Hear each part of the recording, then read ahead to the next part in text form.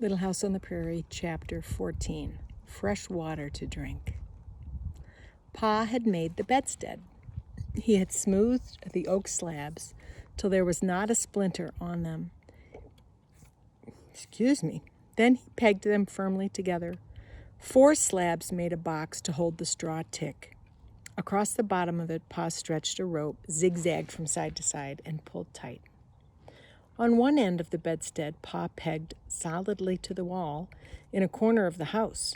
Only one corner of the bed was not against a wall. At this corner, Pa set up a tall slab. He pegged it to the bedstead. As high up as he could reach, he pegged 2 strips of oak to the walls and to the tall slab. Then he climbed up on them and pegged the top of the tall slab solidly to a rafter. And on the strips of oak, he laid a shelf above the bed. "There you are, Caroline," he said. "I can't wait to see it made up," said Ma. "Help me bring in the straw tick." She had filled the straw tick, that's like a mattress. That morning, there was no straw on the high prairie, so she had filled it with dry, clean, dead grass. It was hot from the sunshine, and it had a grassy, sweet smell. Pa helped her bring it into the house and lay it on the bedstead. She tucked the sheets in and spread her prettiest patchwork quilt over them. At the head of the bed, she set up the goose feather pillows and spread the pillow shams against them. On each white pillow sham, 2 little birds were outlined with red thread. Then Pa and Ma and Laura and Mary stood and looked at the bed. It was a very nice bed. The zigzag rope was softer than the floor to sleep on. The straw tick was plump with the sweet-smelling grass. The quilt lay smooth, and the pretty pillow shams stood up crisply. The shelf was a good place to store things. The whole house had quite an air with such a bed in it. That night when Ma went to bed, she settled into the crackling straw tick and said to Pa, "I declare, I'm so comfortable it's almost sinful." Ma and Laura still slept on the floor, but Pa would make a little bed for them as soon as he could. He had made the big bed, and he had made a stout cupboard and padlocked it, so the Indians could not take all the cornmeal if they came again. Now he had only to dig a well, and then he would make that trip to town. He must dig the well first, so that Ma could have water while he was gone. Next morning, he marked a large circle in the grass near the corner of the house. With his spade, he cut the sod inside the circle and lifted it up in large pieces. Then he began to shovel out the earth, digging himself deeper and deeper down. Mary and Laura must not go near the well while Pa was digging. Even when they couldn't see his head anymore, shovelfuls of earth came flying up. At last the spade flew up and fell in the grass. Then Pa jumped. His hands caught hold of the sod, then one elbow gripped it, and then the other elbow, and with a heave, Pa came rolling out. "I can't throw the dirt out from any deeper," he said. He had to have help now. So he took his gun, and rode away on Patty. When he came back, he brought a plump rabbit, and he had traded work with Mr. Scott. Mr. Scott would help him dig this well, and then he would help dig Mr. Scott's well. Ma and Laura and Mary had not seen Mr. and Mrs. Scott. Their house was hidden somewhere in a little valley on the prairie. Laura had seen the smoke rising up from it, and that was all. At sunup the next morning, Mr. Scott came. He was short and stout. His hair was bleached by the sun, and his skin was bright red and scaly. He did not tan, he peeled. "It's this blasted sun and wind," he said. "Beg your pardon, ma'am, but it's enough to make a saint use strong language. I might as well be a snake the way I keep shedding my skin in this country." Laura liked him. Every morning, as soon as the dishes were washed and the beds made, she ran out to watch Mr. Scott and Pa working at the well. The sunshine was blistering, even the winds were hot, and the prairie grasses were turning yellow. Mary preferred to stay in the house and sew on her patchwork quilt, but Laura liked the fierce light and the sun and the wind, and she couldn't stay away from the well, but she was not allowed to go near its edge. Pa and Mr. Scott had made a stout windlass. It stood over the well, and 2 buckets hung from it on the ends of a rope. When the windlass was turned, 1 bucket went down into the well, and the other bucket came up. In the morning, Mr. Scott slid down the rope and dug. He filled the buckets with earth almost as fast as Pa could haul them up and empty them. After dinner, Pa slid down the rope into the well, and Mr. Scott hauled up the buckets. Every morning before Pa would let Mr. Scott go down the rope, he set a candle in a bucket and lighted it and lowered it to the bottom. Once Laura peeped over the edge and she saw the candle burning brightly, far down in the dark hole in the ground. Then Pa would say, "Seems to be all right," and he would pull up the bucket and blow out the candle. Here they are. See? "That's all foolishness, Ingalls," Mr. Scott said. "The well was all right yesterday." "You can't ever tell," Pa replied. "Better be safe than sorry." Laura did not know what danger Pa was talking about.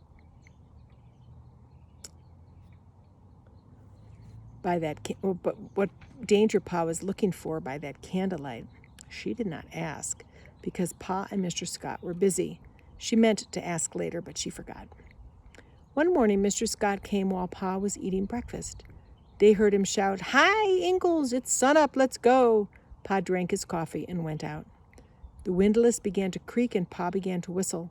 Laura and Mary were washing the dishes and Ma was making the big bed when Pa's whistling stopped. They heard him say, "Scott!" he shouted. "Scott! Scott!" Then he called, "Caroline, come quick!" Ma ran out of the house. Laura ran after her. "Scott's fainted or something down there," Pa said. "I've got to go down after him." "Did you send down the candle?" Ma asked. "No, I thought he had. I asked him if it was all right, and he said it was." Pa cut the empty bucket off the rope and tied the rope firmly to the windlass. "Charles, you can't. You mustn't," Ma said. "Caroline, I've got to." "You can't. Oh, Charles, no." "I'll make it out all right. I won't breathe till I get out. We can't let him die down there." Ma said fiercely, "Laura, keep back." So Laura kept back. She stood against the house and shivered. "No, no, Charles, I can't let you," Ma said. "Get on Patty and go for help." "There isn't time." "Charles, if I can't pull you up, if you keel over down there and I can't pull you up." "Caroline, I've got to," Pa said. He swung into the well. His head slid out of sight down the rope. Ma crouched and shaded her eyes, staring down into the well. All over the prairie, meadowlarks were rising, singing, flying straight up into the sky. The wind was blowing warmer, but Laura was cold. Suddenly, Ma jumped up and seized the handle of the windlass. She tugged at it with all her might. The rope strained and the windlass creaked. Laura thought that Pa had keeled over down in the dark bottom of the well, and Ma couldn't pull him up. But the windlass turned a little, and then a little more. Pa's hand came up, holding to the rope. His other hand reached above it and took hold of the rope. Then Pa's head came up. His arm held on to the windlass. Then somehow he got to the ground and sat there. The windlass whirled around, and there was a thud deep down in the well. Pa struggled to get up, and Ma said, "Sit still, Charles. Laura, get some water, quick." Laura ran. She came hurrying back, lugging the pail of water. Pa and Ma were both turning the windlass. The rope slowly wound itself up, and the bucket came out of the well, and tied to the bucket and the rope was Mr. Scott. His arms and his legs and his head hung and wobbled. His mouth was partly open, and his eyes half shut. Here it is.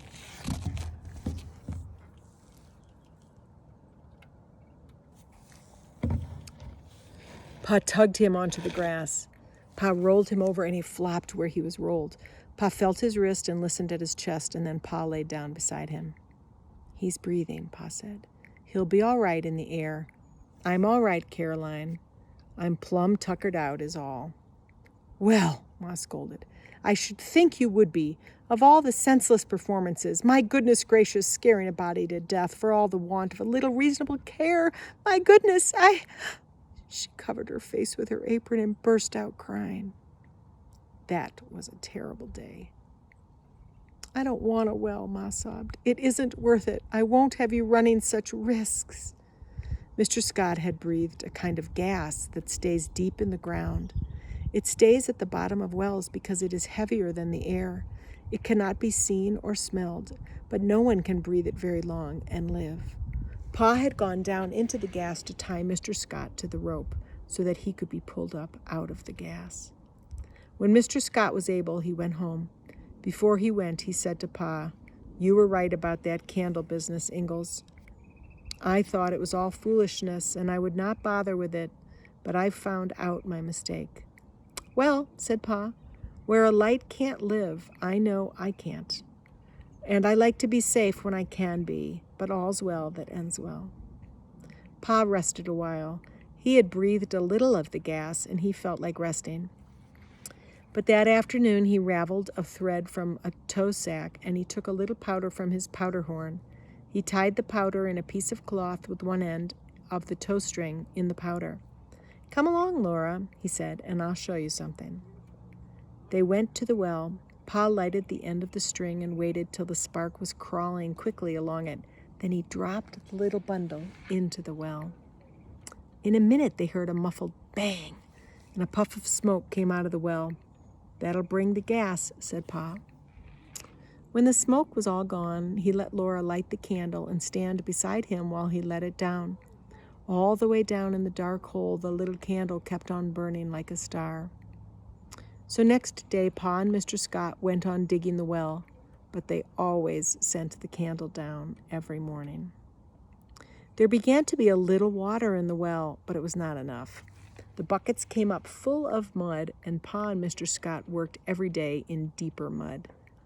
In the mornings, when the candle went down, it lighted oozing wet walls, and candlelight sparkled in rings over the water when the bucket struck bottom. Pa stood knee-deep in water and bailed out bucketfuls before he could begin digging in the mud. One day when he was digging, a loud shout came echoing up. Ma ran out of the house and Laura ran to the well. "Pull, Scott, pull!" Pa yelled. A swishing, gurgling sound echoed down there. Mr. Scott turned the windlass as fast as he could, and Pa came up, riding hand over hand on the rope. "I'm blamed if that's not quicksand," Pa gasped as he stepped onto the ground, muddy and dripping. "I was pushing down hard on the spade when all of a sudden it went down, the whole length of the handle, and water came pouring up all around me." "A good 6 feet of this rope's wet," Mr. Scott said, winding it up. The bucket was full of water. "You showed sense in getting out of that hand over hand, Ingalls. That water came up faster than I could pull you out." Then Mr. Scott slapped his thigh and shouted, "I'm blasted if you didn't bring up the spade." Sure enough, Pa had saved the spade. In a little while, the well was almost full of water. A circle of blue sky lay not far down in the ground, and when Laura looked at it, a little girl's head looked up at her. When she waved her hand, a hand on the water's surface waved too. The water was clear and cold and good. Laura thought she had never tasted anything so good as those long, cold drinks of water. Pa hauled no more stale, warm water from the creek. He built a solid platform over the well and a heavy cover for the hole that let the water bucket through. Laura must never touch that cover. But whenever she or Mary was thirsty, Ma lifted the cover and drew a dripping bucket of fresh, cold water from that well.